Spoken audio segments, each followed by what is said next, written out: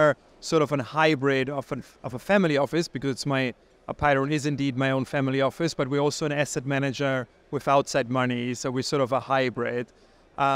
In general, I think compared to maybe some of the very large asset gatherers, we're more, but also because we do venture, like we're very hands-on, we're building real companies, we're not trading stocks or whatever, but like we're company builders at heart in the sectors we cover, which is simplified said, tech and biotech. And especially Abu Dhabi wants to, and I'm actually very excited about it, wants to make a big move and become the tech and biotech hub of the Middle East. And they have the capacity. So I have to say, we were super excited. They have the universities, they have the clinics, so we can actually do clinical trials here and so on. So, but short version is, in our case, in our definition of a family office, we're going to be very hands-on and build companies locally. So we're starting with biotech, which is also in general the biggest focus of Apeiron.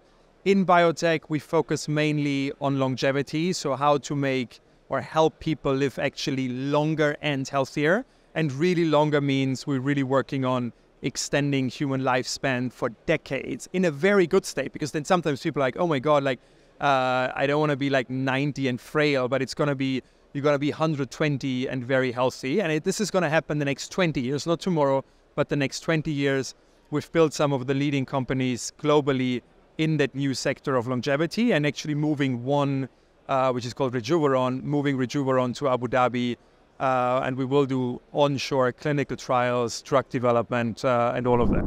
It was very easy. They were super welcoming. And it's sometimes, by the way, it's these simple things. It's not, I think there is not a grandiose answer, but like if I compare UAE and especially ADGM to Europe, in Europe, there is always a reason why something doesn't work or why something is a problem. And you always work against the tides, or you work against it, and that can be very exhausting. And here, for the first time, like, oh wow, people want to do stuff, and like it's this can-do attitude. And maybe it sounds small, but that's the real deal. And out of that can-do attitude, they developed a lot of services and support stuff. But at the very core, it's this can-do attitude.